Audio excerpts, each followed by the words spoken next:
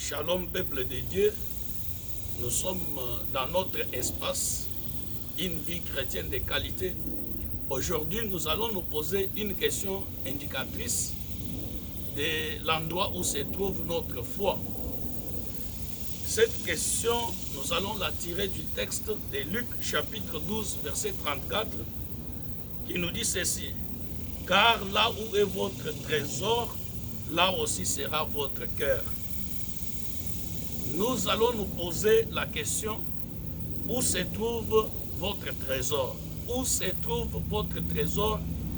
Et le thème que nous allons exploiter aujourd'hui dans cet espace, une vie chrétienne de qualité.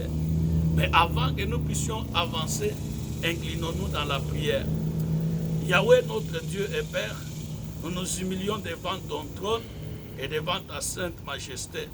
Ta parole est une lampe à nos pieds et une lumière sur nos sentiers. Laisse que par le Saint-Esprit, tu nous éclaires et que par ta parole, tu nous montres le chemin de la vie et le chemin de la bénédiction. Nous le demandons dans le nom de Jésus-Christ, ton Fils, notre Sauveur et Seigneur. Amen. Bien-aimés dans le Seigneur, le trésor est synonyme de quelque chose de valeur, de l'argent, de la richesse d'un homme. Le trésor, c'est ce à quoi vous donnez plus de valeur et plus d'importance dans votre vie. Là où vous dépensez votre temps, votre énergie et votre argent, c'est là que se trouve votre trésor. Tout ce qui domine votre imagination, votre pensée, votre conversation, c'est ça votre trésor. C'est pourquoi les autres, les trésors, c'est par quoi les autres vous connaissent. Et cela, c'est une bonne indication de l'endroit où se trouve votre trésor. Bien-aimés, beaucoup de chrétiens déclarent aujourd'hui que Dieu est leur priorité. Ils cherchent premièrement le royaume des cieux et le reste leur sera accordé après. Mais quand vous regardez à leurs actions révèlent souvent que leur trésor n'est pas le royaume des cieux, mais les choses de ce monde. Par exemple, certains chrétiens trouvent difficile à témoigner de leur relation avec Dieu auprès des autres, mais ils ont la facilité et l'élégance pour parler politique, pour parler match, pour parler des distractions, pour parler des films qu'ils ont vus à la télévision ou bien au cinéma. D'autres chrétiens encore trouvent difficile à se réveiller très tôt pour passer un temps avec Dieu, mais ils se lèvent volontairement, je dis bien volontairement, très tôt pour aller à leur occupation quotidienne. Si on leur dit d'aller prendre l'argent, ah là, ils sont très rapides pour aller là-bas.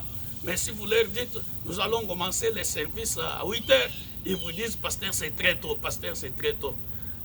Vous comprenez?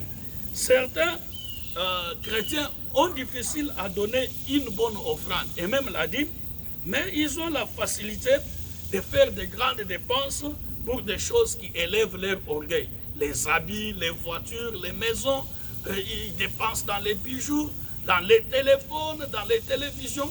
Quand ils apprennent qu'il y a un nouveau téléphone qui est sorti, ils courent vite acheter un nouveau téléphone.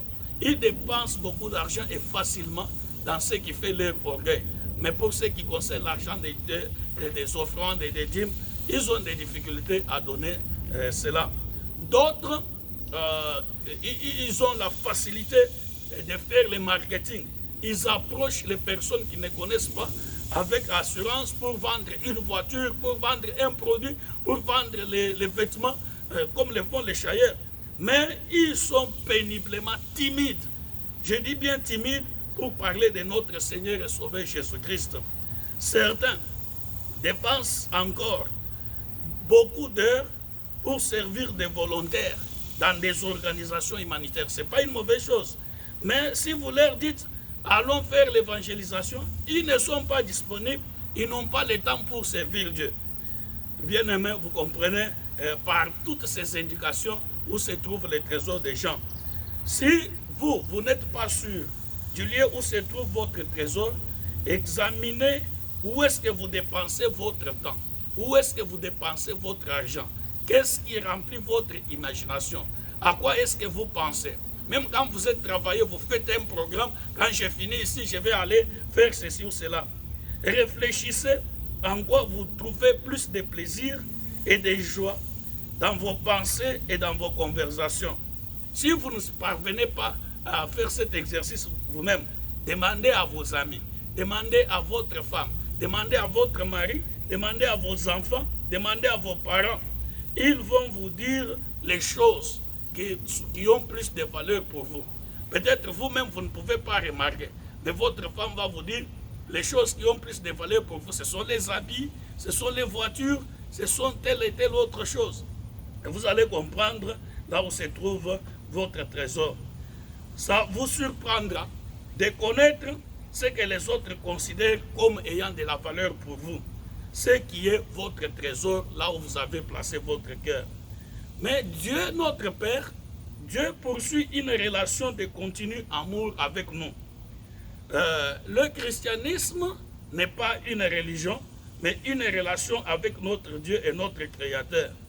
Dieu a créé l'humanité pour une relation d'amour avec lui, plus que pour autre chose. Dieu veut que nous puissions avoir notre relation avec lui comme notre trésor. Il veut que nous puissions l'aimer de tout notre cœur, de toute notre âme, de toute notre pensée et de toute notre force.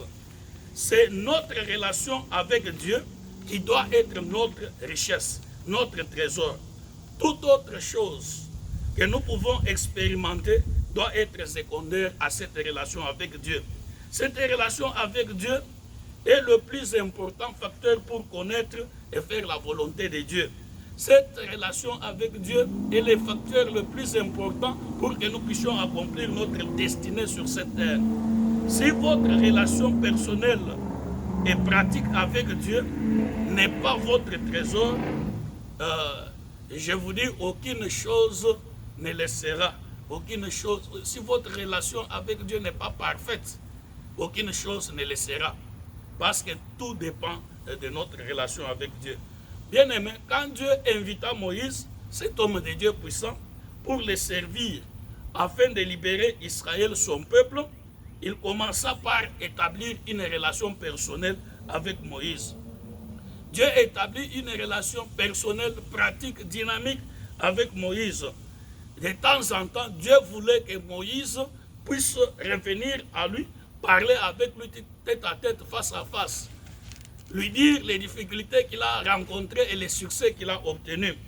Parler avec Dieu et être avec Dieu est important pour que nous puissions commencer, grandir, maintenir notre relation avec Dieu. Bien aimé, parfois, nous qui travaillons comme serviteurs de Dieu, apôtres, prophètes, évangélistes, pasteurs, docteurs, parfois nous considérons le ministère comme étant plus important. Le ministère devient comme notre trésor. Nous y dépensons tout notre temps, nous y dépensons toute notre force et toute notre énergie. Et parfois, notre relation avec Dieu diminue.